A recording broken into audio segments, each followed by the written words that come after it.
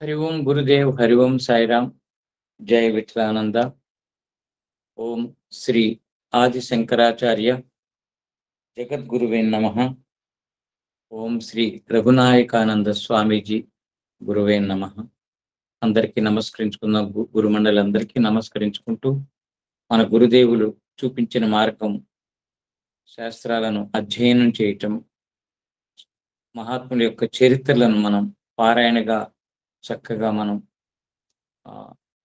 అధ్యయనం చేస్తూ ఆ గురువుల సందేశాలని వాళ్ళు అందించే అనుభవ జ్ఞానాన్ని పంచుకోవటం, ఇవన్నీ చేస్తూ వస్తున్నాం. ఈరోజు కూడా మనం ఈ సాధన పంచకంలో తరువాతి అంశంలోకి వెళదాం. ముందుగా ఎప్పటిలాగా ఓంకారం 3 సార్లు చెప్పుకుని ముందుకెళ్తాం. ఓ ఓ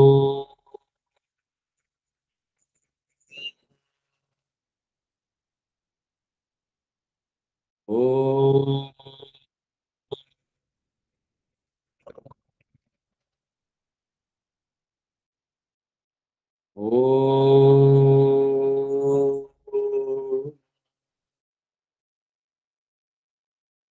అందరం దివ్య మంత్రాలు చెప్పుకుందాం. నేను చెప్పినట్టు బదులు పలకండి. సుఖాసనంలో కూర్చుని హృదయంలో మీ సద్గురువుని చక్కగా దర్శించుకుంటూ శ్రద్ధగా ఈ దివ్య మంత్రాలు చెప్పండి. ఓం శ్రీ గాయత్రి మాత్రే నమః. ఓం శ్రీ గాయత్రి మాత్రే నమః. ఓం శ్రీ మాతా పిత గురు దేవతాయ నమః. ఓం శ్రీ మాతా పిత గురు దేవతాయ నమః. ఓం సాయి శ్రీ సాయి జయ జయ సాయి. ఓం సాయి శ్రీ సాయి జయ జయ సాయి. ఓం శ్రీ సాయి నాథాయ నమః. ఓం శ్రీ సాయి నాథాయ నమః. ఓం ద్రాం దత్తాత్రేయాయ నమః. ఓం ద్రాం దత్తాత్రేయాయ నమః. ఓం ఐం సరస్వత్యై నమః. ఓం ఐం సరస్వత్యై నమః. ఓం క్రీం కాళికాయై నమః. ఓం క్రీం కాళికాయై నమః. ఓం దుం దుర్గాయై నమః. ఓం దుం దుర్గాయై నమః. ఓం శ్రీం శ్రీ మహాలక్ష్మై నమః. ఓం శ్రీం శ్రీ మహాలక్ష్మై నమః. హరి ఓం సాయిరాం. హరి ఓం సాయిరాం. ఓం సిద్ధక్రియా బాబాజీ నమః. ఓం సిద్ధక్రియా బాబాజీ నమః. ఓం శ్రీరామ జయ రామ జయ జయ రామ. శ్రీరామ జయ రామ జయ జయ రామ. ఓం నమో భగవతే వాసుదేవాయ. ఓం నమో భగవతే వాసుదేవాయ. ఓం నమో భగవతే శ్రీరమణాయ. ఓం నమో భగవతే శ్రీరమణాయ. ఓం నమో భగవతే శ్రీ విఠలానందాయ. ఓం నమో భగవతే శ్రీ విఠలానందాయ. ఓం నమో భగవతే శ్రీ వేదానందాయ. సద్గురుభ్యో నమః. శ్రీ గురుభ్యో నమః. ఓం శ్రీ విఠలానంద గురువే నమః. శ్రీ జగద్గురు దత్తాత్రేయాయ నమః. మనం సాధనా పంచకంలో 2వ శ్లోకం మనం అనుసరిస్తూ ఉన్నాం. 2వ శ్లోకం మళ్ళీ ఒకసారి మననం చేసుకుందాం. సంగః సత్సు విధీయతాం భగవతో భక్తిర్ దృఢాధీయతాం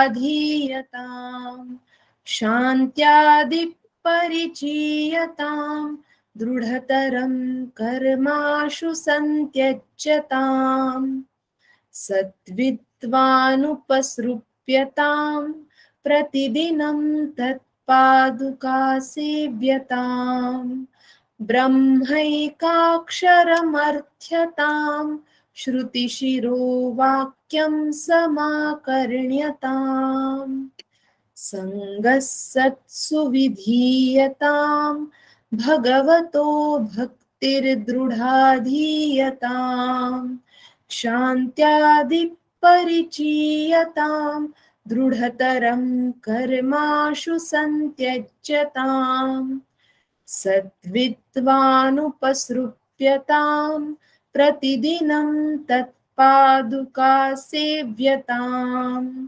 బ్రహ్మైకాక్షరమర్థ్యతాం శృతిశిరో వాక్యం సమాకర్ణ్యతాం.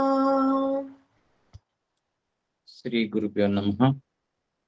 ఈ సాధనా పంచకం 2వ శ్లోకంలో మనం ఇప్పుడు 13వ సోపానంలో ఉన్నాం. 13వ సోపానాన్ని మనం ఇప్పుడు తీసుకుందాం. ఇక్కడ ఏమంటున్నారు? సద్విద్వానుప సర్ప్యతాం. ఇక్కడ సద్గురువుని శరణు వేడాలి, సద్గురువుని ఆశ్రయించాలి. ఇక్కడ స్వామి శ్రీ రఘునాయకానంద స్వామీజీ వారి వ్యాఖ్యానం మనం తెలుసుకుంటూ మనం అవగాహన పరుచుకుందాం. ఇప్పటి వరకు వివరించిన సోపానాలను ఆచరణలో పెట్టిన తరువాత సాధకుడికి సర్ప్యతాం అంటే సద్గురువును సమీపించగలిగే యోగ్యత కలిగింది. చూసారా? సద్గురువు దగ్గర గడపాలి అంటే, సద్గురువుని మనం ఆశ్రయించి అనుభవం పొందాలంటే ఇప్పటిదాకా మనం చెప్పుకున్న ఈ 12 మెట్లు, 12 అంశాలు, 12 సోపానాలు మనం పెర్ఫెక్ట్గా పరిపూర్ణంగా మనం అవగాహన పరుచుకుని ఆచరణ చేసినప్పుడే మనకి ఈ 13వ మెట్టు అసలైనది. ఈ సద్గురువు దొరికితే చాలు. సద్గురువు దొరకటం అంటే మామూలు విషయం కాదు. సద్గురువులు ఎంతో మంది ఉంటారు. మనకి తగిన సద్గురువు, మనల్ని అర్థం చేసుకున్న సద్గురువు, మనకి స్వేచ్ఛనిచ్చి ప్రేమను పంచుతూ మనలోని భక్తిని, సాధనా స్థితిని పెంచుతూ ముందుకు తీసుకువెళ్ళే సద్గురువు కావాలి. కాబట్టి ముందు మనం సాధకులుగా మనం ఈ సోపానాలు ఎక్కుతున్నాం కనుక, ఒక్కొక్క సోపానం తీసుకుంటున్నాం కనుక, ఈ 12 మనం సోపానాలు సరిగ్గా ప్రాక్టికల్గా మనం కనుక అనుసరిస్తే ఇదిగో ఈ 13వ సోపానంలోకి వచ్చినట్టు. గురువును సమీపించే అధికారిత్వం ఏర్పడింది. అయితే ఎవరు సద్గురువు? అది ఇక్కడ చాలా మంది కొత్త వాళ్ళకి ఇప్పటికీ కూడా మరి ఆ అనుమానం వస్తూ ఉంటుంది. అసలు సద్గురువు లక్షణాలు ఏమిటి? ఏకనాథ భాగవతంలో చెప్పారు, మన గురు చరిత్రలో చెప్పారు, ప్రతి చోట సద్గురువు యొక్క స్థితిని చెబుతూ వస్తున్నారు. కనుక ఇక్కడ చెబుతున్నారు, మనం మళ్ళీ ఒకసారి అవగాహన పరుచుకోవడం కోసం అంటున్నారు. ఎవరు సద్గురువు? సద్విద్యను బోధించేవాడు మాత్రమే సద్గురువు. ఒక విద్యను బోధించటం గురువు, సద్విద్యను బోధించేవారు సద్గురువు. సద్విద్య అంటే ఏమిటి అనేది మళ్ళీ కూడా ప్రశ్న రావచ్చు, చూద్దాం. సత్యాన్ని దర్శించిన వాడు సద్గురువు. అతడు బ్రహ్మనిష్టలో ఉన్నవాడు, తత్వజ్ఞాన శోభితుడు, సద్విద్యను 10 మందికి తెలియజేయాలన్న ఒకే ఒక ఆలోచన ఉన్నవాడు. అది ఈ సద్గురువుకి 3 లక్షణాలు ఉంటాయి. తను నేర్చుకున్న దాన్ని పంచటం కోసం, పంచటమే తన లక్ష్యం. మరొక బంధాలు కానీ, మరొక మోహం కానీ, మరొక కార్యం కానీ ఏమీ లేదు. ఎందుకంటే తాను పొందినది ఎలా పొందాడు తను? ఒక గురువుని ఆశ్రయించి. ఒక గురువు దొరికితేనే కదా తాను పొందింది. కాబట్టి ఆ గురుదేవుల ఆదేశంతో, ఆ గురుదేవులు ఇచ్చిన ఆ జ్ఞానాన్ని మరి పొందిన తర్వాత ఏమిటి? అనుభవసారంగా మార్చుకుని, ఆ అనుభవాన్ని ఇంకొకరికి పంచటం. ఊరికే చిలక పలుకుల్లాగా వినేసి వచ్చేసి ఇంకొకరికి చెప్పేయటం కాదు. తగిన సమయం దానికి ఇచ్చి, ఒకటి విన్నాక, గురువుల నుంచి ఒకటి తెలుసుకున్నాక, కొంత సమయం వెచ్చించి, దాన్ని అనుభవంగా మార్చుకుని, ఆ అనుభవ జ్ఞానాన్ని ఇంకొకరికి పంచటం అనే ఏకైక లక్ష్యంలో ఎప్పుడు సద్గురువులు ఉంటారట. ఈ 3 అర్హతలు ఉన్నవాడిని సద్గురువుగా అభివర్ణించారు స్వామి వివేకానంద.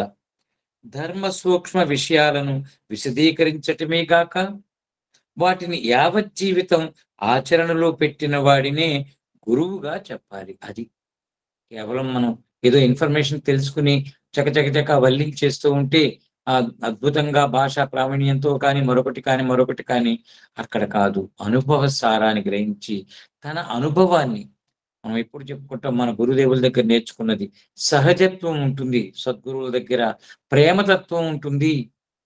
అక్కడికి వెళితే మనకున్న సంకోచాలు, సంఘర్షణలు మాయమైపోతూ ఉంటాయి క్రమేపీ. అంతేకాని అక్కడికి వెళ్ళాక కూడా ఆ ఆ మాట అర్థం కాక, వారి తత్వం అర్థం కాక కొత్త సంఘర్షణ వచ్చిందనుకోండి, అక్కడ మనం ఆలోచించాల్సి వస్తుంది. అందుకని సద్గురువుల దగ్గర చాలా సులభతరంగా, కోమలంగా, ప్రేమగా మన స్థాయికి దిగి వచ్చి, వ్యక్తి స్థాయికి దిగి వచ్చి, ఇది సద్గురువు యొక్క స్థితులు.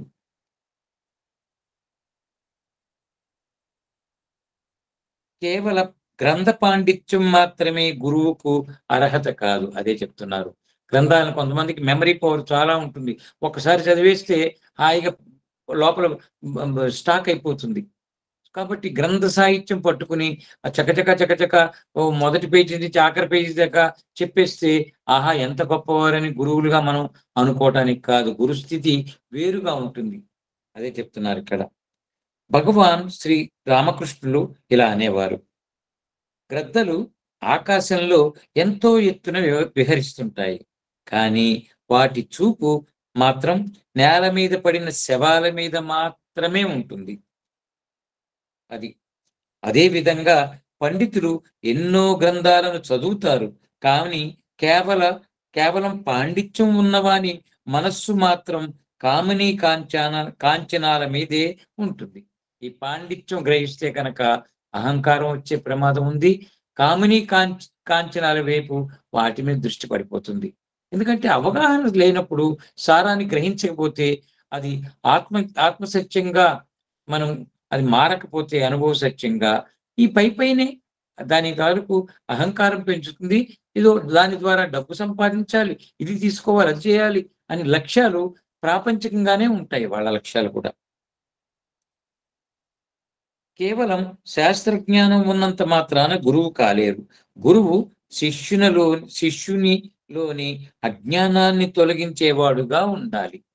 తన దగ్గరకు వచ్చిన వాడికి ధైర్యం చెప్పటం, ప్రేమగా కూర్చోనన్నా నేనున్నాను కదా అని ముందు భరోసా, ఒక విశ్వాసం, ఆ వ్యక్తికి ధైర్యం. ఆందోళనలో, సంఘర్షణలో, దుఃఖంలో ఉన్న వ్యక్తికి ముందు అతనికి ఉపశమనం చక్కగా శాంతిగా చక్కర చెప్పి, ఆ తర్వాత అతని సమస్యకు, అతని స్థితికి, అతని అవసరాన్ని గుర్తించి ఒక సాధనా మార్గం ముందు ప్రేమని అందిస్తారు. ఆయన అభయహస్తాన్ని ఇస్తారు గురువుల దగ్గర ఫస్ట్. అది అలా ఉంటుంది. అందుకనే చెప్తున్నారు ఇక్కడ, శిష్యునిలోని అజ్ఞానాన్ని తొలగించేవాడుగా ఉండాలి. దేశికుడు అంటే దిశ దర్శయతి, సరైన దిశానిర్దేశం చేసేవాడు, సరైన మార్గం తొందర పెట్టకుండా ఆవేశం అన్ని అదుపు చేసి చక్కటి దిశ నువ్వు ఇలా వెళ్ళు, ఈ పద్ధతిలో వెళ్తూ ఉండు, చేరటానికి టైం పట్టచ్చేమో సమయం, పర్వాలేదు నిర్భయంగా ముందుకు వెళుతూ ఉండు అని ఒక ధైర్యాన్ని, ఆత్మస్థైర్యాన్ని పెంచి దిశను నిర్దేశిస్తారట. అలాంటి గురువును సాధకుడు ఆశ్రయించాలి. అది సాధకుడికి గురువు ఎందుకు అవసరం? కొంతమంది అంటూ ఉంటారు, ఆ గురువు లేకపోతే ఉండలేమా, మేము పెద్ద ఫోటో పెట్టాం, గురువుల ఫోటో, మహాత్ముల ఫోటోలు, మేము సాయిబాబా ఫోటో పెట్టాం, దత్తాత్రేయుడి పెద్ద ఫోటో పెట్టాం, నేను రోజు పూజిస్తున్నాను, నాకు ఇంట్లో ఉన్నట్టే కదా, నాకేంటి, నేను ఇంకో వ్యక్తిని నేను అనుసరించను అనేవాళ్ళు కూడా ఉంటారు. అది వాళ్ళ భావం అనుకోండి, వాళ్ళకున్న పరిజ్ఞానం లేకపోతే మరొకటో. ఇక్కడ చెప్తున్నారు సాధకుడికి గురువు ఎందుకు అవసరం. 12 సోపానాలు ఎక్కిన తరువాత కూడా గురువు అవసరం ఉందా అని అనిపించవచ్చు, ఒక్కొక్కసారి అనిపించవచ్చు. కానీ ఒక తెలియని ప్రదేశానికి మనం వెళ్తున్నప్పుడు అక్కడి దారులు అన్నీ తెలిసిన ఒక మార్గదర్శకుని సహాయం తీసుకోవడం ఎంతైనా అవసరం.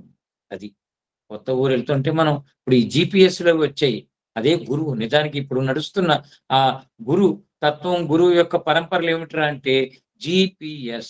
అది కనుక అది ఒక రకంగా మనకి లౌకికమైన స్థానాలకి, ఒక ప్రదేశాలకి సంబంధించింది చూపగలుగుతోంది. ఈ రోజున అలా చూపిస్తోంది. అదొక మార్గదర్శకత్వం వచ్చింది. అది కూడా మనిషి తయారు చేసిందే.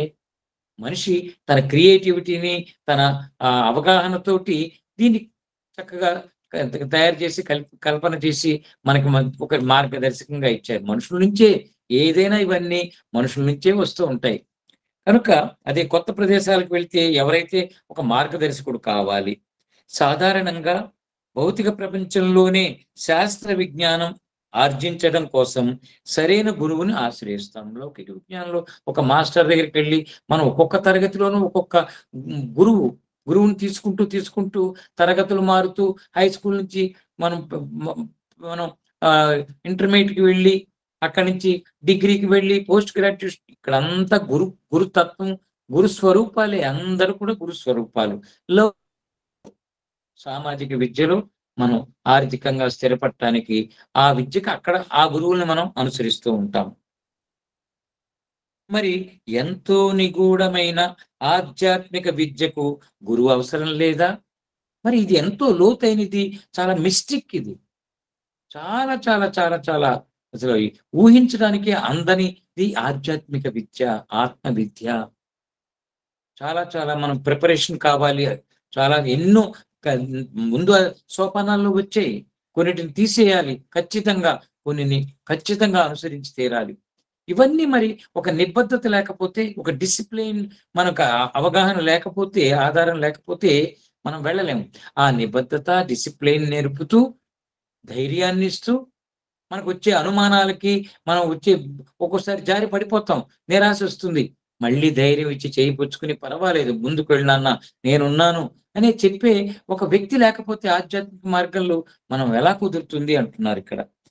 భగవాన్ శ్రీరామకృష్ణుల శిష్యులైన స్వామి బ్రహ్మానందజీ గురువును ఒక మహారాజు యొక్క మంత్రితో పోల్చేవారు. అది వారు 7 ద్వారాల రాజప్రసాదంలో నివసిస్తున్న మహారాజును దర్శించాలని ఒక పేదవాడు అనుకున్నాడు. మంత్రి అతని కోరికను మన్నించి వరుసగా 7 ద్వారాల గుండా అతన్ని మహారాజు దగ్గరకు తీసుకువెళ్తాడు. ప్రతి ద్వారం వద్ద ఖరీదైన దుస్తులు ధరించిన ఒక అధికారి దర్పంతో నిలబడి ఉండడం పేదవాడు చూస్తాడు. చూసిన ప్రతిసారి ఈయనేనా మహారాజని ప్రశ్నించేవాడు. మంత్రి కాదని బదులు ఇచ్చేవాడు. చివరకు ఆ ఇద్దరు 7 ద్వారాలు దాటి మహోజ్వలంగా వెలిగిపోతున్న మహారాజును సమీపిస్తారు. ఇక ఆ పేదవానికి ప్రశ్నించవలసిన అవసరం తీరిపోయింది. ఇక్కడ కావలసింది ఏమిటంటే ఆ ద్వారాలను, వరండాలను దాటించి తీసుకువెళ్ళగలిగిన వారు.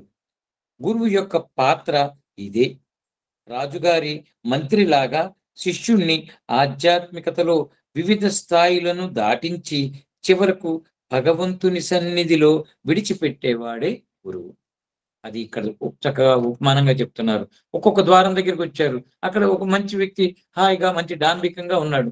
ఇతనేనా గురువు అంటే, నాన్న ఇలా కాదు, గురువులు ఇలా ఉండరు, నువ్వు మాయలో పడకు ఆ అని, అక్కడ కాదు ఇంకా ముందుకు పద అని తీసుకువెళ్ళటం. మళ్ళీ ఎక్కడో ఇప్పుడు మన జీవన మార్గంలో చూడండి, మనకి ఏదేదో అబ్బా! ఇది బావుంది, ఇది ఉంటే చాలు, ఇది ఇది పొందితే నేను సుఖంగా ఉండిపోతాను అని మాయ మనల్ని ఆకర్షిస్తూ ఉంటుంది. ఒక్కొక్క పరిస్థితుల్లో ఒక్కొక్క మెట్టు జీవితంలో మనం ప్రయోగాలు చేస్తున్నప్పుడు, ప్రయత్నాలు చేస్తున్నప్పుడు అక్కడ ఆగకూడదు. అస్సలైనది దొరికేదాకా మనం వెళ్తూ ఉండాలి. ఒంటరిగా వెళితే ఆగిపోతాడు. ఈ 7 ద్వారాలు ఒక్కడిగా వచ్చాడనుకోండి, ఆహా! ఎంత బాగున్నాడో ఇతనని మొదటి ద్వారం దగ్గరున్న ఆ మనిషిని చూసి దర్పంగా చక్కగా ఉన్నాడాయన. అందంగా చక్కగా డాంబికంగా డ్రెస్ చేసుకొని ఎన్నెన్నో మాలలో ఇంకోటో మనం ఆగిపోతాం. ఓహో! ఈయనే అయ్యుంటాడని. కాబట్టి సద్గురువు తోడున్నాడు కనుక, ఈ మంత్రి గారు తోడున్నాడు కనుక, ఆగకు నాన్న అని రెండో ద్వారం, మూడో ద్వారం ఇక్కడ కాదని అసలైన ఆ భగవంతుడి అసలైన రాజు దగ్గర చేర్చాడు. అలాగా ఒక సద్గురువు ఉంటే సత్ అంటే సత్యాన్ని ఆధారం చేసుకుని అసలైన సత్యం, శాశ్వతమైన సత్యం ఏది ఏ సత్యం మనకు అవగాహనకు వస్తే ఈ మాయ మనల్ని ఆవరించదో, ఈ ప్రారబ్ధ కర్మలు అన్ని తీర్చుకుని చక్కగా ఆ లక్ష్యం బలంగా అసలైన లక్ష్యం పెట్టుకోగలుగుతాము. ఆ మార్గంలో ఉంచేవాడే సద్గురువు అని చెప్తున్నారు ఇక్కడ. అందువలన సద్గురువును తప్పక ఆశ్రయించాలి. అది 14ది, మనం 13 అయింది. 14వ సోపానంలోకి వెళదాం.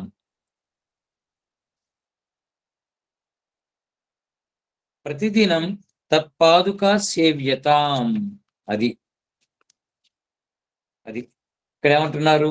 గురు పాదుకులను నిత్యం సేవించు. చూడండి, మనం ఎప్పుడు చెప్పుకుంటూ ఉంటాం, గురువు పాదాలు, పాదుకులు రెండు కూడా చాలా శక్తివంతమైనవి, భగవంతుడికి సంబంధించింది. గురువులు మహాత్ముల యొక్క పాదాలను ఆశ్రయించటం, పాద నమస్కారం చేసుకోవటం. నమస్కారాల్లో కూడా చక్కటి పద్ధతులు చెప్పారు మన పరంపరలో. 2 చేతులు మనం కుడి చేయి పైన వేసి ఇలా చేసి మనం వ్యతిరేకంగా చక్కగా వారి పాదాలకు నమస్కరించి, నుదురు వారి పాదాలకు తాకేలాగా మనం వంగి పరిపూర్ణంగా మనం నమస్కరించుకోవటం, ఇలాంటివన్నీ చెప్పారు. పాదాలు, పాదుకులు చాలా విశేషం కూడా. అందుకని అనుదినం గురు పాదుకులను సేవించాలి. ఏంటి ఇక్కడ తెలుసుకుందాం ఈ సోపానంలో? గురువు పాదుకులు. చూడండి, మన సాధన సోపానంలో ఇక సద్గురువుని పట్టుకున్నాం, సద్గురు దగ్గరికి ఇంకా ఆశ్రయించాం. ఇక వారి పాదుకల విశేషం ఏమిటో తెలుసుకుందాం. అనుదినం తత్పాదుకా సేవ్యతాం.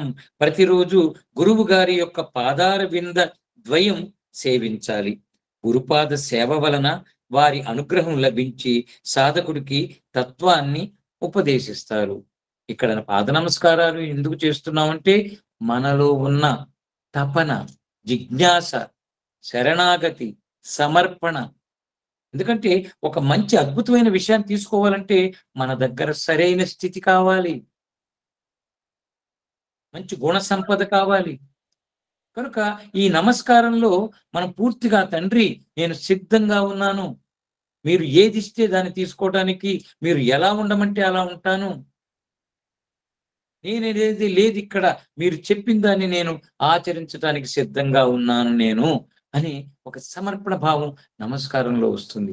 అక్కడిక గురువుకు ఒక ప్రమాణం దొరుకుతుంది. ఓకే, వీడు రైట్ స్టూడెంట్, చక్కగా తీసుకోగలడు, ఆచరించగలడు, ముందు తీసుకోగలడు, తీసుకున్న దాన్ని ఆచరించే శ్రద్ధ కనిపిస్తూ ఉంటే ఆ నమస్కారంలో ఇక వారు నేర్పటం, తనకున్న దాన్ని పరిపూర్ణంగా చక్కగా పంచడానికి సిద్ధపడిపోతారు.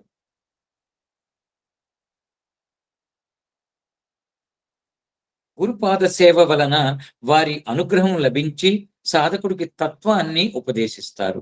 అయితే కేవలం పాదుకా సేవనం చేస్తే సరిపోతుందా? భగవద్గీతలో శ్రీకృష్ణుడు బోధించినట్లు తద్విద్ధి ప్రణిపాతేన పరిప్రశ్నేన సేవయా.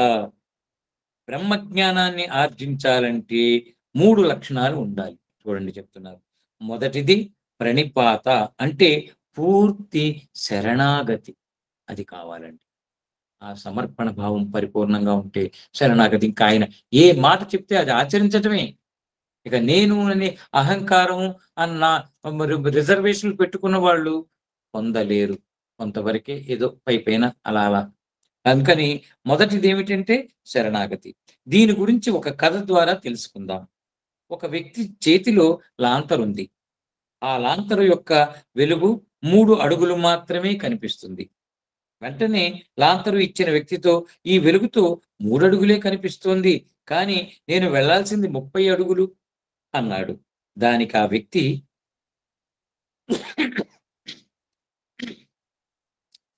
3 అడుగులు వేసిన తరువాత ఇంకొక 3 అడుగులు కనిపిస్తుంది. అలా చివరకు నీవు వెళ్ళాల్సిన గమ్యాన్ని చేరుకోగలవు అని బదులిచ్చాడు. ఎటువంటి అపనమ్మకం లేకుండా ఇచ్చిన వాడి మీద పూర్తి విశ్వాసం, నమ్మకం ఉండాలి. అతను చెప్తున్నాడు, ఒకటిచ్చాడు. కరెక్ట్ 3 అడుగులే చెప్తున్నాడు అతను. నువ్వు వెళ్తావు కదా! 3 అడుగులు వేసిన తర్వాత చూడు ఇంకో 3 అడుగులు. కాబట్టి ఇక తనకి అనుభవం లేకపోయినా ఆ చెప్పే వ్యక్తి మీద నమ్మకం, విశ్వాసం అది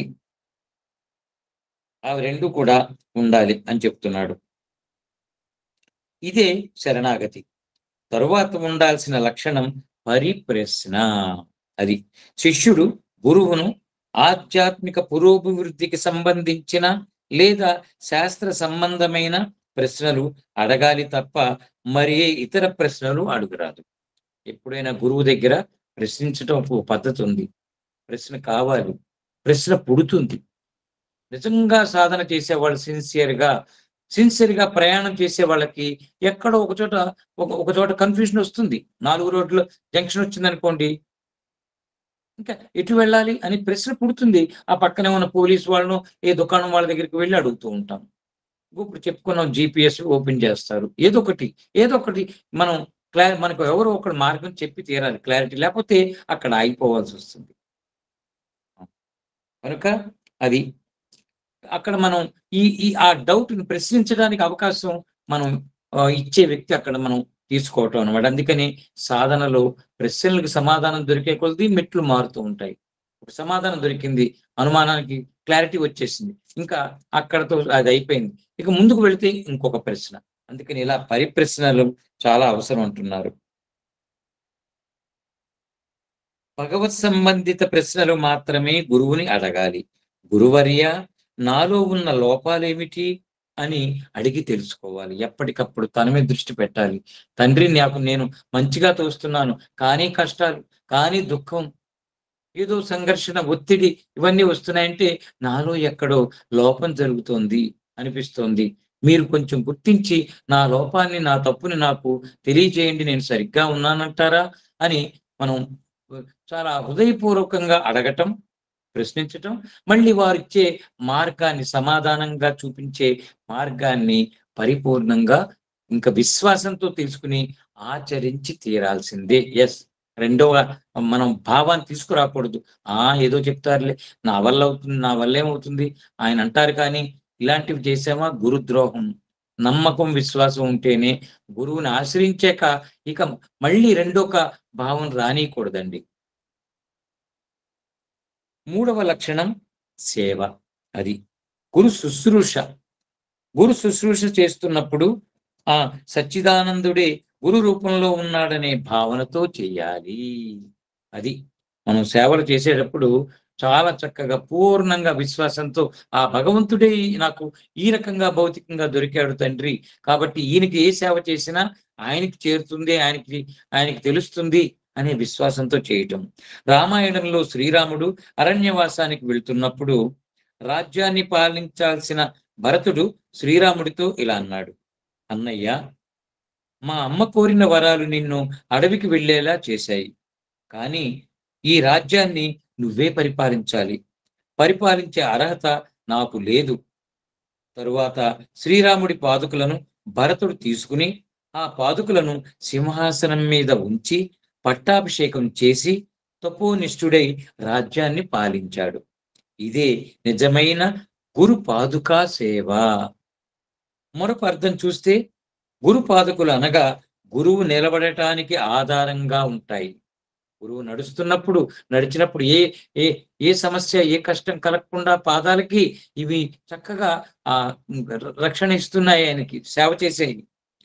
ఇది బాహ్యార్థం. అంతరార్థం గ్రహిస్తే గురువు సత్యాన్ని ఆధారంగా చేసుకున్నవాడు దానిని శ్రవణ మనన నిధిధ్యాసనముల ద్వారా తెలుసుకోవడానికి అనునిత్యం ప్రయత్నించాలి. ఆ ఆధారాన్ని అనుభవంలోకి తెచ్చుకునే వరకు ఈ సోపానాన్ని సాధకుడు ఓతంగా ఉంచుకోవాలి. అంటే గురు పాదుకలను సేవించడం అంటే గురు తత్వాన్ని ఆశ్రయించటం. భావన అక్కడ ఇది గురుపాదుకలు నా దగ్గర ఉన్నాయి. ఆహా! వీటిని నేను పూజించుకోవాలి, సేవించాలి అంటే ఆ భావనలో గురువు ఉంటాడు కనుక ఆ సద్గురువు యొక్క భావనతో ఆ పాదుకలకు విలువిస్తున్నాం. కనుక ఇక అంటే సద్గురువు యొక్క తత్వాన్ని మనం తెలుసుకుంటూ, ఆశ్రయిస్తూ ఉండటం, అనుక్షణం కూడా భావనలో ఉండటం అన్నమాట. గురుపాదుకులను బాహ్యంలో భక్తితో పూజిస్తే సరిపోదు. అది దానితో పాటు గురువు ఆధారంగా చేసుకున్న సత్యాన్ని గ్రహించగలగాలి. గురువు అయితే ఏ సత్యంలో అయితే గురువు ఆయన జీవిస్తున్నారో, ఏ సత్యాన్ని ఆధారం చేసుకుని వారు గురు స్థితికి వచ్చారో, ఒక గురువుని ఆశ్రయించారు, ఒక సాంప్రదాయాన్ని ఆశ్రయించి ఎంతో సాధన చేసి అనుభవాన్ని గడించి ఈయన కూడా గురువు అనిపించుకున్నారు. తన గురువు ద్వారా ఆ పాత్ర తీసుకుని సమాజంలో తిరుగుతూ ఉంటారు, కార్యం చేస్తూ ఉంటారు. కనుక వారి సత్యాన్ని, వారి జీవన సత్యాన్ని కూడా మనం ఆధారం చేసుకోవాలి. అది ముఖ్యం. అదే ముఖ్యమైనదిగా గ్రహించాలని ఇక్కడ చెబుతున్నారు. భజగోవిందంలో శ్రీ శంకరులు ఇలా చెప్పారు అక్కడ. గురుచరణాంబుజ నిర్భర భక్త సంసారాద చిరాద్భవ ముక్త సేంద్రియ మానస నియమాదేవం ద్రక్షసి నిజ హృదయస్థం దేవం. అంటే గురు పాదాలను ఆశ్రయించిన ఓ శిష్య, నీ ఇంద్రియాలను మనస్సును క్రమశిక్షణలో ఉంచడం ద్వారా నీవు శీఘ్రంగా ఈ సంసార బంధనాలను ఛేదించగలవు. నీ హృదయంలో నెలకొని ఉన్న ఆ సచ్చిదానంద జ్యోతిని దర్శించగలవు. అది చెప్తున్నారు. మనం చక్కగా బాగా క్రమశిక్షణలో ఉండటం వల్ల ఈ ఇంద్రియాల ప్రభావం మనకు ఉండదు. మనసుని మనం క్రమశిక్షణలో పెట్టుకోవడం. ఇక్కడ సాధకుడు ఇంద్రియాలను మనసును నిగ్రహించి సాధనలో ఏర్పడే ప్రతిబంధకాలను తొలగించుకుంటే హృదయంలో జ్ఞాన జ్యోతిని దర్శిస్తాడు. నిరంతరం ప్రతి వ్యక్తిలో కూడా ఒక జ్ఞాన జ్యోతి లోపల వెలుగుతూ ఉంది.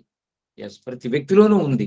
ఆ దృష్టి అటు పెట్టకపోవటం వల్ల, అక్కడ ఒకటి ఉంది అని తెలియకపోవటం వల్ల, ఆ పద్ధతి తెలియకపోవటం వల్ల, అదే సద్గురువులు మనకి నేర్పేది, నడిపించేది, మన లోపలికి మనల్ని వెళ్ళేలాగా వారు మార్గాన్ని చూపిస్తారు, వారు సాధన చెప్తారు. ఇదే సాధకుని గురుభక్తికి తార్కాణం. అంతా సాధకుడే చేస్తే గురువు చేసే పని ఏమిటి అన్న సందేహం కలగవచ్చు.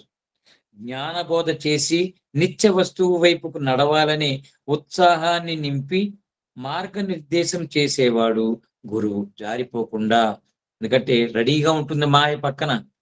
బంధువుల పేరుతో, ఇంకొక పేరుతో, సంసారం పేరుతో ప్రపంచంలో ఉన్న ఆకర్షణలు, అధికారాలు, పదవులు ఏవేవో ఆకర్షిస్తూ ఉంటాయి ఇక్కడ మనల్ని. అలా జారి పడిపోకుండా లక్ష్యం వైపే వెళ్ళేలాగా ఇస్తారు, తోడునిస్తారు. నేనున్నానని ఒక చక్కటి బంధం, డివైన్ బాండేజ్ సద్గురు దగ్గర మనకు దొరుకుతుంది. నిస్వార్థంతో, ప్రేమతో, కేవలం ఆయన ఈ శిష్యుడి యొక్క ఆత్మోద్ధరణ కోసమే పనిచేస్తాడు. తనకి ఏమీ ఆశయం లేదు. తన గురువు తనకు అన్ని ఇచ్చాడు, ఇస్తాడు, ఎలా జీవించాలో నేర్పేశారు.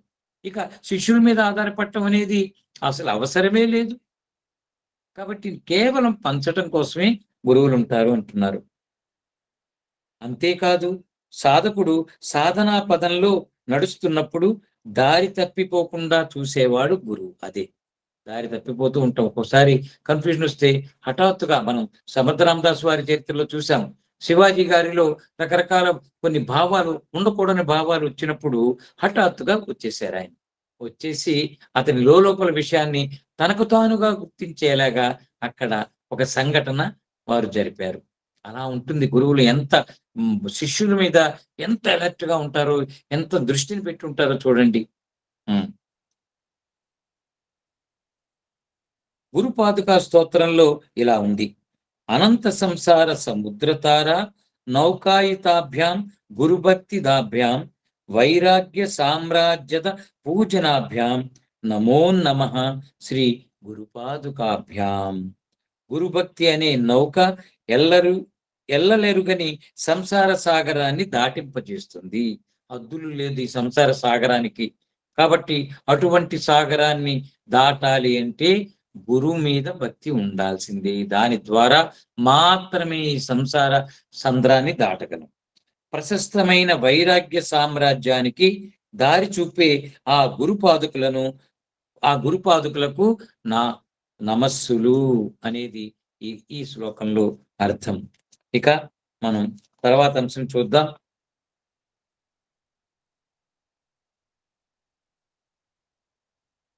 బ్రహ్మైకాక్షర మర్జతాం అంటే బ్రహ్మైకాక్షర అక్షర మర్జతాం అంటే ప్రణవం గురించి చెప్తున్నారు ఇక్కడ. ప్రణవాన్ని మనం ఎలా తీసుకోవాలి అనే విషయం మీద.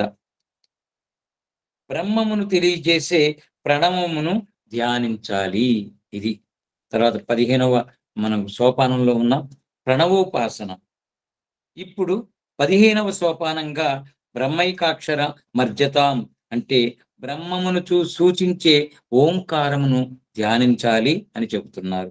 మనం ఎప్పుడు తీసుకుంటాం ఓంకారం? మన గురుదేవులు నేర్పిందే అది. అకార ఉకార మకార శబ్దాలను మనం చక్కగా శబ్దం చేసుకుంటూ స్మరిస్తూ ఉంటే మనం ఓంకార శబ్దం మనలో ఉన్న త్రివిధ పాపాలు, త్రివిధ దోషాలు, ఎన్నెన్నో లాభాలు ఇక్కడ మన చుట్టూ ఒక దివ్య శక్తి వలయాలు ఏర్పడతాయి. ఎక్కడ చేస్తే ఆ స్థానంలో మన శరీరంలో, మన శరీరం చుట్టూ, శరీరం లోపల కూడా, దేహం లోపల కూడా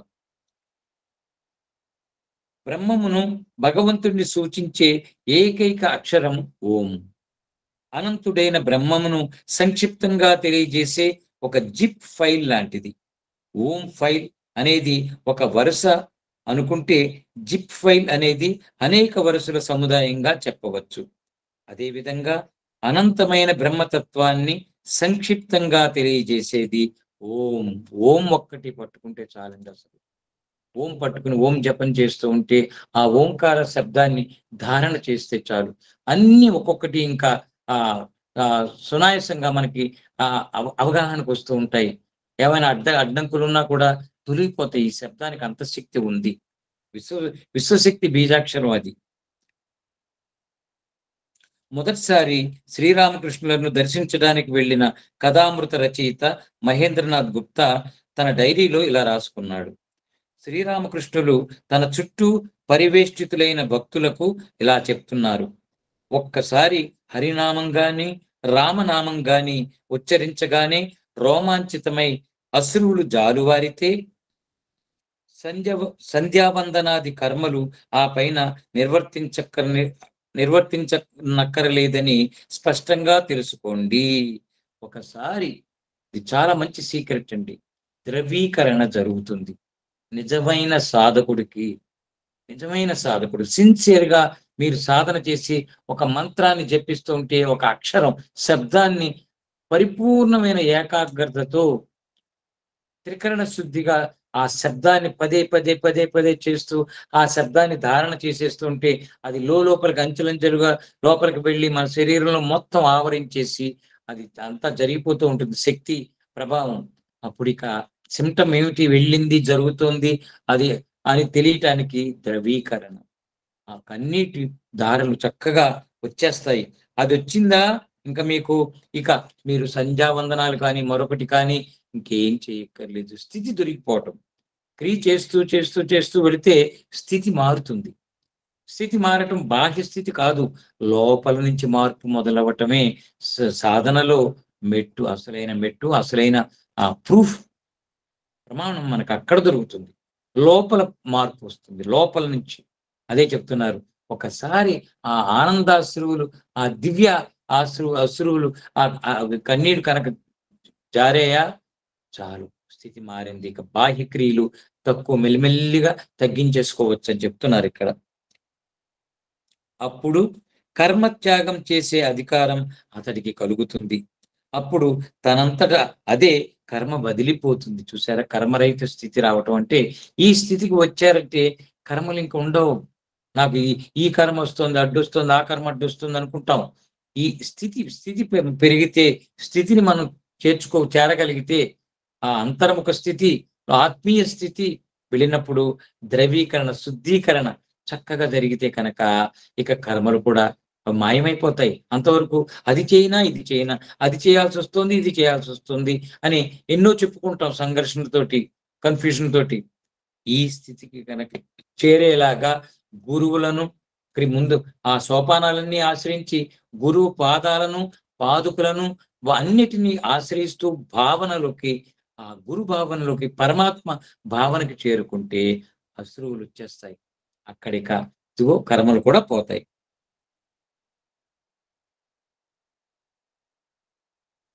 అటువంటి స్థితిలో ఏదో ఒకటి రామనామం గాని, హరినామం గాని, లేదా కేవలం ఓంకారాన్ని గాని జపిస్తే చాలు. ఇంకా సింప్లిఫైడ్ సాధన అయిపోతుంది.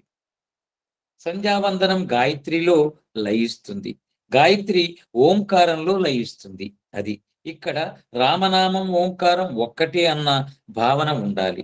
రాముణ్ణి భగవంతునిగా భావించినప్పుడు రామనామం, అదే రాముణ్ణి పరబ్రహ్మంగా భావించినప్పుడు ఓంకారంగాను భావించాలి. గురువు సాధకునికి ఓం కృష్ణాయ నమః అనే మంత్రోపదేశం చేశారనుకుందాం. ఏదో ఒక మంత్రం ఇస్తారు కదా, గురువుల దగ్గరికి వెళ్తే వీళ్ళ స్థితికి తగినట్టుగా వాడు సంకల్పం తీసుకుని మంత్రాలు ఇస్తారు. అందరికీ ఒకటే ఇస్తారని కూడా లేదు. మనం గుర్తించాలి, అందరికీ ఒకటే ఇవ్వకపోవచ్చు. అందుకనే ఏది ఇస్తే అది. ఇక్కడ చెప్తున్నారు, ఒకవేళ ఓం కృష్ణాయ నమః అనే మంత్రోపదేశం చేశారనుకుందాం. ఆ మంత్రంలో నమః అంటే అర్థం నాదంటూ ఏమీ లేదు అని. మరి ఇదంతా ఎవరిది? కృష్ణ భగవానుడిది. ఆ కృష్ణ భగవానుడు ఎవరు? చైతన్య రూపంలో అంతటా వ్యాపించి ఉన్న బ్రహ్మం. దేవతల్ని, దేవీ దేవతలు మనం అలా తీసుకోవాలి. ఆ నామం ద్వారా ఆ పరబ్రహ్మతత్వం వైపు మనం దృష్టి పెట్టాలి. కేవలం ఆ రూపం దగ్గర, ఒక దేవిని మనం పూజిస్తున్నప్పుడు దేవుణ్ణి ఆ రూపం దగ్గర ఆగిపోకూడదు, నామం దగ్గర ఆగిపోకూడదు. చైతన్య రూపంలో అంతటా వ్యాపించి ఉన్న బ్రహ్మమే కృష్ణుడు. బ్రహ్మమును సూచించే సంగ్రహ రూపం ఓం అని చూసారు. చివరకు అంతా అవన్నీ కలగలిసి ఆ తత్వము, రూపము, నామము మొత్తం అంతా కలిసిపోయి ఒక సింప్లిఫైడ్, ఒక బీజాక్షరం అయిపోయింది ఉంది. అదే ఓంలో మనకి అన్ని దొరికిపోతాయట. నామరూపాలకు అతీతంగా మన ఇంద్రియ జ్ఞానానికి గోచరమయ్యే విధంగా భగవంతుడు దివ్య శబ్దంగా పరిణామం చెందాడు. ఇక రూపాతీతుడు, నామాతీతుడు, గుణాతీతుడైనటువంటి ఆ పరబ్రహ్మ ఒకే శబ్దంలోకి వచ్చేస్తాడు. అది ఓములోకి వచ్చేసాడు. ఇంకా తర్వాత నామాలు, రూపాలు మనం పట్టుకోక్కర్లేదు. అన్ని పక్కన పెట్టి దాటిపోయి హాయిగా సహజంగా ఓంలో మనం ఇమిడిపోవటమే, ఓం శబ్దంలో. నామరూపాలకు అతీతంగా మన ఇంద్రియ జ్ఞానానికి గోచరమయ్యే విధంగా భగవంతుడు దివ్య శబ్దంగా పరిణామం చెందాడు. ఆ దివ్య శబ్దమే ఓం. అదే పరమము, శాశ్వతము, అద్వితీయము అయిన పరబ్రహ్మం. స్వామి బ్రహ్మానందజీ తన స్వీయ అనుభవాన్ని ఈ విధంగా వివరించారు. ఒకరోజు శ్రీరామకృష్ణులు పరబ్రహ్మం శబ్దంగా వ్యక్తీకరించబడటం గురించి బోధించారు. ఆ రోజు మధ్యాహ్నం ఈ విషయం మీదే ధ్యానం చేశాను. కొంతసేపు ధ్యానం చేసిన తరువాత హఠాత్తుగా ఆ శబ్ద బ్రహ్మం నాకు సాక్షాత్కారం అయింది. చూసారా? శబ్దం మనం పట్టుకుంటే అది మనకు అవసరమైతే రూపాన్ని కూడా తీసుకుంటుంది. కఠోపనిషత్తులో ఓంకారమే ఆధ్యాత్మిక సాధన యొక్క గమ్యమని, అత్యున్నతమైన పరమసత్యం ఓంకారమేనని పేర్కొనబడింది. ఇకపోతే పతంజలి యోగ సూత్రం తస్య వాచకః ప్రణవః అంటే ఓంకారం పరమాత్మను సూచిస్తుందని తెలియజేస్తోంది. నిరంతరం ఓంకారాన్ని గాని, ఓంకారంతో కూడిన మంత్రాన్ని గాని జపిస్తే ఆధ్యాత్మిక మార్గంలోని అడ్డంకులు తొలగిపోతాయి. సాధకునిలో ఆత్మ జాగృతమవుతుంది. అది ఆధ్యాత్మిక అడ్డంకులన్నీ వెళ్ళిపోతాయి. అంతేకాదు బ్రహ్మజ్ఞానం అత్యంత సూక్ష్మమైన విషయం. చాలా చాలా సటిల్ విషయం. అది చాలా సూక్ష్మం. దాన్ని గ్రహించటానికి అతి పవిత్రమైన, అతి నిశితమైన బుద్ధి లేక ప్రజ్ఞ కావాలి. సామాన్య లౌకిక జ్ఞానంతో ఈ విషయం గ్రహించలేము. మనం ఈ బయట నేర్చుకునే జ్ఞానాలు సరిపోవు దీనికి. కనుక సాధకుడు ఈ మేధను అనుగ్రహించమని ఓంకార రూప పరమేశ్వరుణ్ణి ధ్యానించాలి. ధ్యానం గుర్తుపెట్టుకోండి. జపం చేస్తూ చేస్తూ చేస్తూ అందులో ఇమిడిపోతే ధ్యానం జరిగిపోతుంది. ధ్యానం అనేది చేసేది కాదు. మనం ఈ మెట్లు ఎక్కుతూ ఎక్కుతూ ఉంటే మనం ఆ పరబ్రహ్మతత్వాన్ని, రూపాన్ని, నామాన్ని ధారణ చేస్తూ చేస్తూ ఆ నామం పలుకుతూ పలుకుతూ ఓంకారంలో అన్ని కలగలిపి నామం, రూపం అన్ని కూడా తత్వం, అప్పుడు ఆ ఓంకారంలో ఇమిడిపోయి ఉంటే ధ్యానం జరిగిపోతుంది. ఇక అందుకనే చెప్తున్నారు, ఆ ఓంకార రూప పరమేశ్వరుణ్ణి ధ్యానించాలి. దీనిని శ్రద్ధతో ధ్యానించే వారికి బ్రహ్మజ్ఞాన ధారణకు కావలసిన ప్రజ్ఞ లభిస్తుంది. బ్రహ్మజ్ఞాన ధారణకు బ్రహ్మ తత్వం, జ్ఞాన రాశి, ఆ అనంత అతీతంగా ఉన్న ఆ జ్ఞానం రెండు కలగలిసిన దానిని మనం ధారణ చేసుకుని జీవితంలో అనుభవించటానికి, మనం ఈ జన్మను ఉద్ధరించుకోవటానికి తగిన ఆ ప్రజ్ఞ ఏదైతే ఉందో ఆ ప్రజ్ఞ అక్కడ మనకి లభిస్తుందట. అంత నిర్గుణ తత్వంలోకి వెళ్ళిన తర్వాత ఇది జరుగుతుందో చూడండి. ఇప్పుడు 16వ సోపానం గురించి తెలుసుకుందాం. 16వ సోపానం మనం శృతి శిరోవాక్యం సమాకర్ణ్యతాం. శృతి శిరోవాక్యం సమాకర్ణ్యతాం, ఇది మనకి 16వ విషయం. అంటే వేదాంత వాక్య శ్రవణం. వేదాంత వాక్య శ్రవణం అంటే శృతులలో చెప్పబడిన శిరోవాక్యాలను బాగుగా శ్రవణం చేయాలి. ఇప్పుడు మనం గురుదేవుల కృపతోటి మనం చేస్తున్నది అదే. ఎంత అదృష్టవంతులో మనకి ప్రేరణ రావటం, ఇది చెయ్యాలని మహాత్ములు మనకు ప్రేరణ ఇచ్చారు మన గురుదేవులు. కనుక శాస్త్రంలో ఉన్న విషయాలనే చక్కగా శంకరాచార్యులు వారు సాధన పంచకం అని చెప్పి వివరంగా మూలం అంతా కలగలిపి మనకి అనుభవానికి దగ్గరగా, జీవితానికి దగ్గరగా మనకి కొన్ని మెట్లుగా మార్చిచ్చారు. ఈ 16వ మెట్టు సోపానంలో మనం తెలుసుకుందాం. వేదాంత వాక్య శ్రవణం. ఉపనిషత్ వాక్యాలను శ్రద్ధగా శ్రవణం చేయాలి. శృతి శిరోవాక్యం సమాకర్ణ్యతాం అంటే వేదాలకు శిరస్సు వంటివి అయిన ఉపనిషత్తులు లేక వేదాంతాన్ని బాగుగా శ్రవణం చేయాలని అర్థం. అందుచేత ఇంతకు ముందు సోపానాలలో గురు వాక్యాలను, గురువు ఆధారంగా చేసుకున్న తత్వాన్ని గ్రహించాలని ప్రబోధించిన తరువాతే శృతి వాక్యాలను శ్రవణం చేయాలని చెబుతున్నారు. శాస్త్రంలోని జ్ఞానం కేవలం మార్గాన్ని చూపిస్తుందే కానీ గమ్యానికి తీసుకువెళ్ళదు. అది చూడండి, ఒక మంచి ఇన్ఫర్మేషన్, ఇన్స్పిరేషన్ మనకు అక్కడ దొరుకుతుంది శాస్త్ర వాక్యాల్లో ఉన్న విషయం.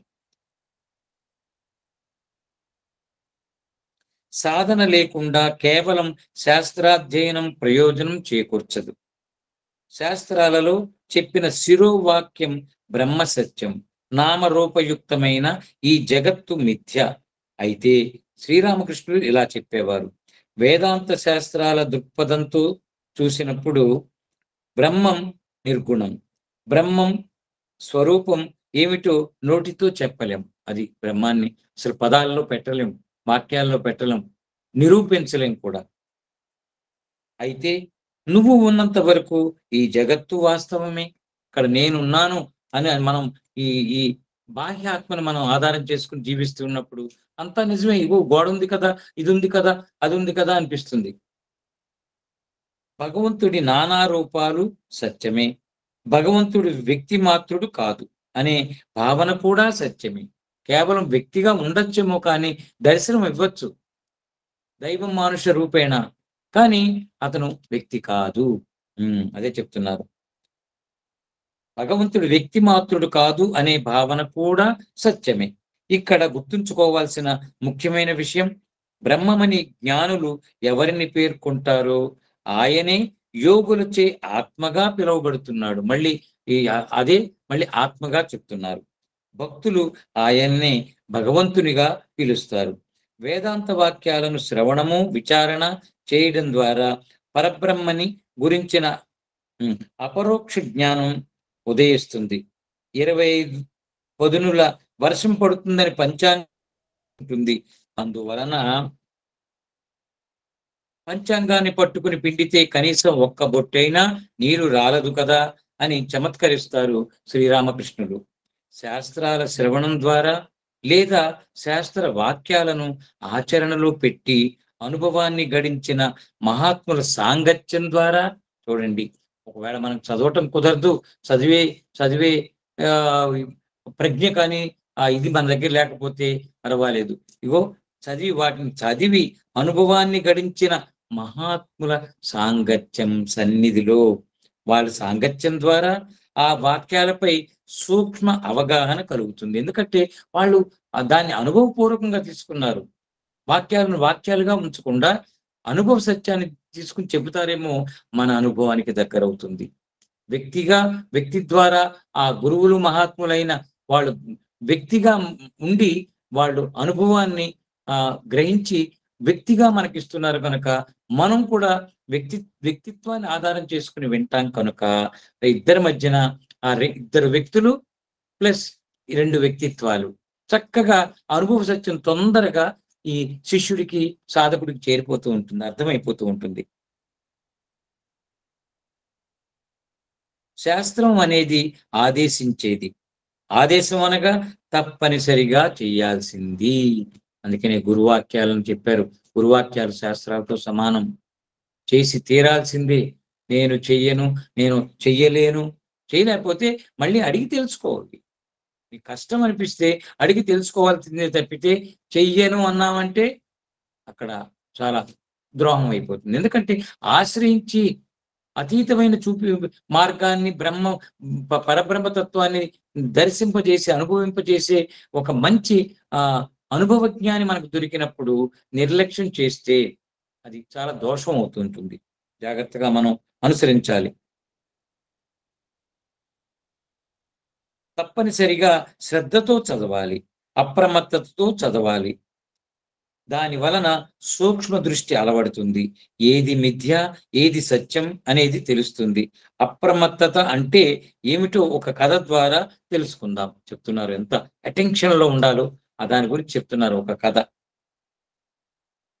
ఒక గురువు గారు సర్వోత్కృష్టమైన శృతి వాక్యాలను పరమసత్యాన్ని గురించి బోధిస్తున్నారు. అయితే శిష్యునికి దాని పట్ల జాగరూకత, శ్రద్ధ లేనందున గురువు గారి వెనక ఉన్న ఒక గోడకు గల కన్నాన్ని తదేకంగా పరిశీలిస్తున్నాడు. చూడండి, అందుకనే మనం ఏదైనా విన్నప్పుడు మనం ఎప్పుడు చెప్పుకుంటాం, మనం కళ్ళతో పని లేదు, చెవులతోటే పని. అది లోపలికి హృదయానికి తీసుకోవాలి వింటున్నది. కాబట్టి కళ్ళు మూసుకుని ఉండటం శ్రేష్టం.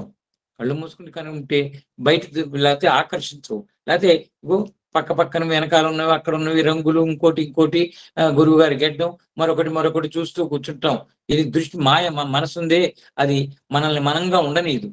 ఈ కుర్రాడికి అదే జరుగుతుంది. శిష్యుడికి ఆయన వెనక ఉన్న ఆ గోడ, అక్కడ ఉన్న కన్నం దాని మీద దృష్టి వెళ్ళింది. ఇదంతా గురువు గారు లేదు, వాక్యం లేదు, అక్కడ చెప్పేది ఏమీ లేకుండా దాన్ని పరిశీలిస్తున్నట్ట. గురుపాఠం సాగుతుండగా ఒక ఎలుక నెమ్మదిగా ఆ రంధ్రంలోకి ప్రవేశించసాగింది. శిష్యుడి శ్రద్ధ పాఠం మీద కాక ఎలుక మీద ఉన్నదని గ్రహించిన గురువు కోపంగా, నేను చెప్పేది నీకు బోధపడుతోందా? నీ తలలోనికి ఏమైనా ప్రవేశించిందా అని ప్రశ్నించాడు. బోధపడుతుంది, తలలోనికి ప్రవేశించింది, శరీరం కూడా లోనికి ప్రవేశించింది, తోక ఒక్కటి మాత్రమే బయట ఉన్నది అని బదులిచ్చాడు ఎలుకపైనే దృష్టి నిలిపిన ఆ శిష్య పుంగవుడు. చూడండి, ఈయన చెప్పేది ఒకటి, అడిగేది ఒకటి, చెబుతున్నది ఒకటి, వీడు గ్రహిస్తున్నది ఒకటి. ఇది హాస్యానికి చెప్పుకుంటున్న సూక్ష్మ దృష్టి అనగా బుద్ధి పదునుగా ఉండాలని, అటు ఇటు ధ్యాసను పోనీయరాదని, డైవర్షన్ ఉండకూడదండి, చంచలత్వం రానికూడదు. వర్తమానంలో మనం అనుభవిస్తున్న క్షణంలో ఆ సంఘటనలో అక్కడే మన పూర్ణ దృష్టి, పూర్ణ భావన, స్పృహ అన్ని అక్కడే ఆ క్షణం దాంట్లోనే ఉంటేనే మనం పొందగలం. అటు ఇటు ధ్యాసను పోనీయరాదని తెలుపుతుంది. ఇదే 16వ సోపాన సారాంశం. 16 మెట్లు మనం 2 శ్లోకాలు పూర్తి చేసుకున్నాం గురువుల కృపతోటి. ఆ, శంకరాచార్యులు వారు ఎంతో వివరంగా ఒక్కొక్కటి కన్ఫ్యూజన్ లేకుండా, మనం హఠాత్తుగా ఒకటి తీసుకుంటే కన్ఫ్యూజన్, ఆ మొదటి మెట్టు దగ్గర నుంచి మనం వేదాలను చదువుకోండి, జ్ఞాన రాశిని తీసుకోండి అంటే ఇన్ఫర్మేషన్ ముందుకు సేకరించుకుని తీసుకుని దానిని అనుభవంగా మార్చుకోండి అని చెబుతూ ఈ రోజు సోపానంలో రెండవ అంశంలో రెండవ భాగంలో మనకి ఏదొచ్చింది? గురువుని ఆశ్రయించటం, గురు పాదాలను పాదుకలను అనుసరిస్తే అస్సలే అక్కడ చాలండి. అక్కడ ఎన్నో మనకి ఇంకా మొదలైపోతాయి. ఆశ్రయించాలి పరిపూర్ణంగా శరణాగతిగా. అహంకారం లేకుండా, నాది నేను అనే మోహాల్లో ఇరుక్కోకుండా కనుక సరైన విధంగా ఆశ్రయించి కనుక వారి నమస్కారం చేసుకుని చక్కగా మనం శ్రద్ధగా వింటూ ఉంటే తీసుకున్న దాన్ని మళ్ళీ మననం చేసుకుంటూ నిధిధ్యాసనం చేసుకుంటూ కనుక వెళితే ఖచ్చితంగా మన లక్ష్యం వైపు మనం వెళ్ళగలం. గురువులందరికీ నమస్కరించుకుంటూ, గురు బ్రహ్మ గురు విష్ణు గురుర్దేవో మహేశ్వర గురు సాక్షాత్ పరబ్రహ్మ తస్మై శ్రీ గురవే నమః, తస్మై శ్రీ సద్గురువే నమః, తస్మై శ్రీ సమర్థ సద్గురవే నమః. హరి ఓం తత్సత్, హరి ఓం తత్సత్. సర్వే జనా సుఖినో భవంతు, లోకా సమస్త సుఖినో భవంతు. హరి ఓం తత్సత్. హరి ఓం.